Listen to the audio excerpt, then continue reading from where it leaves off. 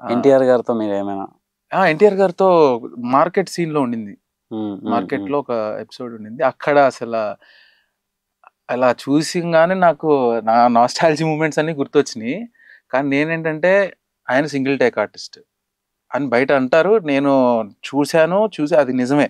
హ్మ్, ఆయన single take artist, నిజంగానే సింగిల్ టేక్. ఎందుకంటే ఇప్పుడు డైలాగ్ ఒక డైరెక్టర్ చెప్పాడంటే ఆయన దాన్ని తీసుకోవడం కాదు, he will live in that character bro.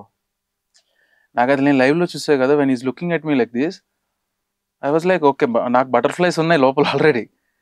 ఆ బటర్ఫ్లైస్ మూమెంట్ నుంచి ఐ వాజ్ లైక్ చేస్తున్నాం అని ఫిక్స్ అయిపోయి బ్రెయిన్లో. ఆయన సింగిల్ టేక్ అంటే మనం సింగిల్ టేక్లో చేస్తేనే కానీ సీన్ ఓకే అవ్వదు.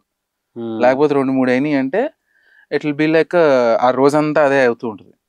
ఇంక ఇలా కాదురా అని చెప్పి ఆ రోజు గెటప్ సీన్ అన్న నేను, ఎన్టీఆర్ గారు, జాన్వీ కపూర్ ఉంటారు, హ్మ్, హ్మ్, ముగ్గురం ఉంటాం, నలుగురు ఉంటాం.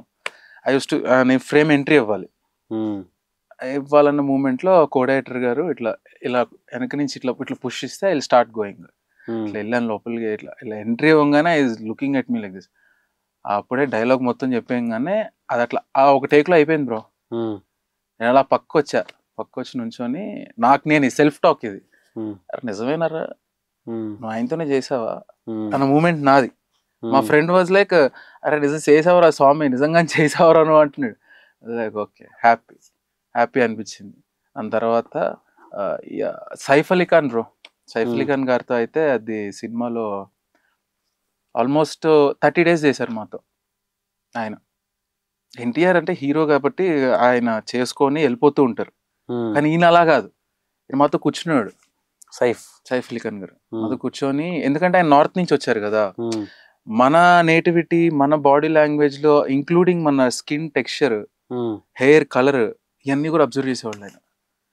నేను అక్కడ బాగా మెస్మరైజ్ అయిపోయాను. ఒక రోజు మా ఫ్రెండ్ ఉంటాడు, use to have long hair, పిలిచి బాల్ అచ్చా హే అని చెప్పి ఆయన పిలిచాడు మేకప్ ఆర్టిస్ట్ని. ఇంకో దేకో కైసా హై, అచ్చా హై, కైసా మెయింటైన్ కర్తా, హ్మ్. అలా మాట్లాడేవారు అంత ఆ! ఫ్రీగా మాతో. ఇట్లా పంచ్ సీన్ ఒకటి ఉంటుంది నాది. అవునవును. కొట్టేది. అక్కడ చేస్తున్నాం సీన్. హ్మ్, ఆ సీన్ చేస్తున్నప్పుడు ఐ వాజ్ లైక్ ఇట్లా పొడుగుని ఇట్లా ఉంటా. హ్మ్, ఆయన ఆ టచ్ ఇట్లా లేపి అలా తీసి ఇట్లా కుదురుతున్న టైంలో కొరటాల గారు వెనక నుంచి ఎగ్నాల్ ఆఫ్ అన్నాడు. ఆ!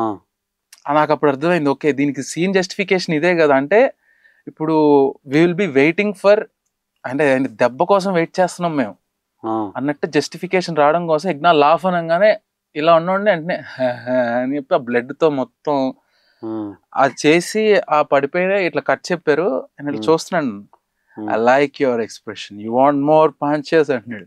హ్మ్, ఎస్ సార్ ఎస్ సార్ అట్లా ఆ అంటే ఇట్లా అంత ఫ్రెండ్లీ నేచర్, ఈజీ కనెక్ట్ అయిపోయాడు మాకు. హుహు.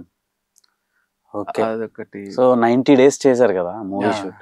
సో రెమ్యునరేషన్ బాగా ఇచ్చారా? ఇచ్చారు బ్రో. అంటే మనకి జీరో ఎక్స్పెక్టేషన్స్ తో వెళ్ళాం కాబట్టి అన్ఎక్స్పెక్టెడ్ గా ఎక్స్పెక్టెడే ఇచ్చారు. Happy for that.